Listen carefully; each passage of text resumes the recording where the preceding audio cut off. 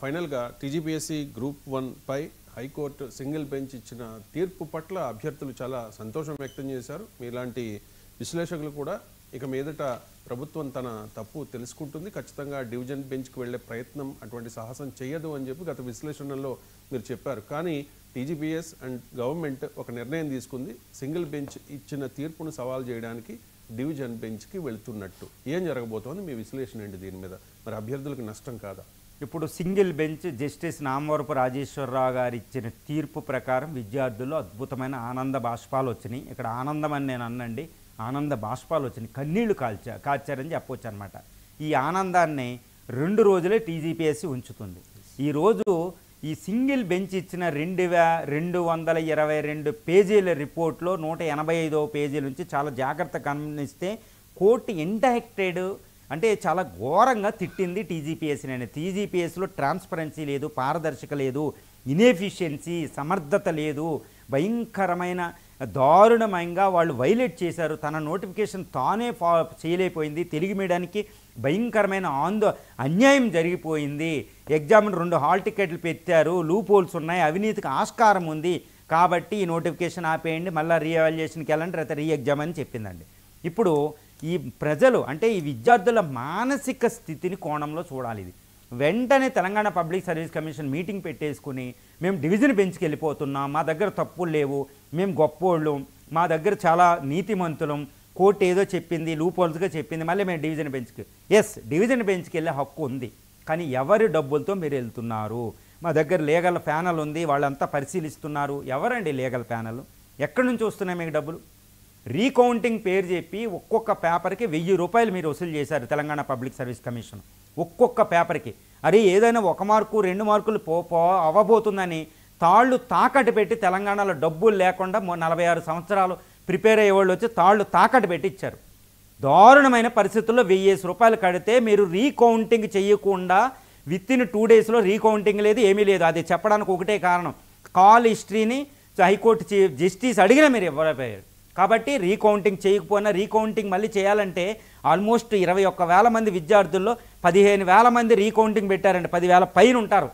వాళ్ళందరూ మాకు రీకౌంటింగ్ వద్దు, రీఎవాల్యుయేషన్ పెట్టండి అని మొత్తం తెలంగాణ పబ్లిక్ సర్వీస్కి వెబ్సైట్ బ్లాక్ అయ్యేదాకా మీరు పంపిన దాన్ని పక్కన పెట్టారు ఎక్కువ చెప్పిన.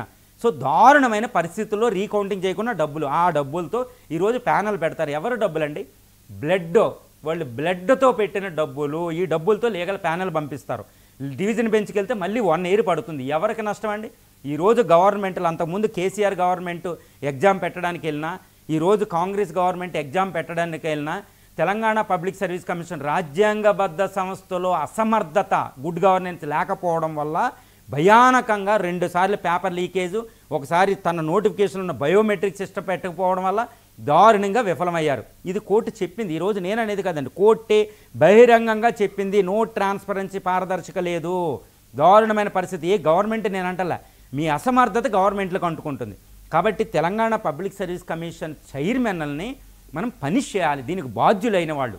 ఎందుకంటే ఇప్పుడు బుర్రా వెంకటేశం గారు సక్సెస్ఫుల్ ఐఏఎస్ ఆఫీసర్గా చెప్పుకుంటారు, but I don't want accept it because he could not conduct this examination properly. ఇది విద్యార్థులతో మాట్లాడితే ఇక్కడ మనకు అర్థమవుతుంది. తెలంగాణలో వెళ్ళి ఈరోజు విద్యార్థుల్లో పబ్లిక్ ఒపీనియన్ తీసుకోవాలి, ప్రజాస్వామ్యం కాబట్టి.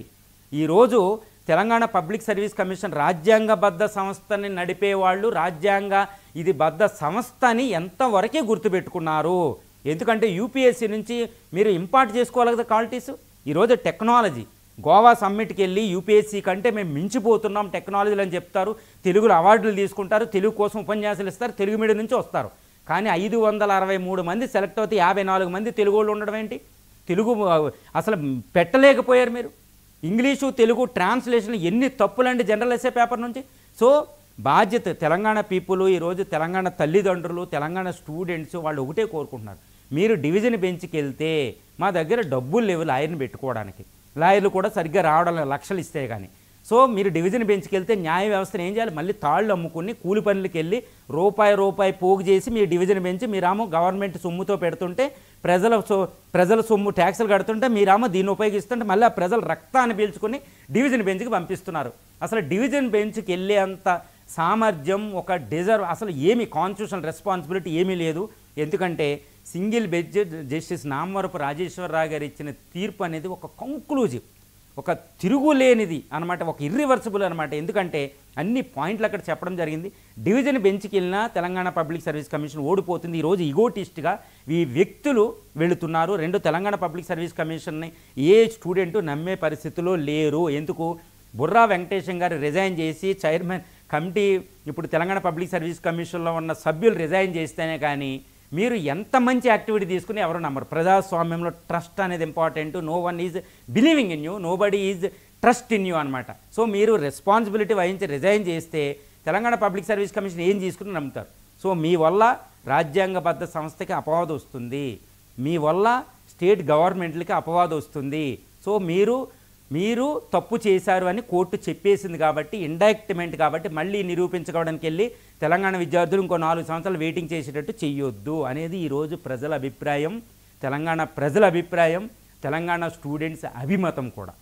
రైట్. థ్యాంక్ యూ ఎంజీ రావు గారు, చాలా అంశాలకు సంబంధించి చాలా డీటెయిల్డ్గా విశ్లేషణ అందించినందుకు.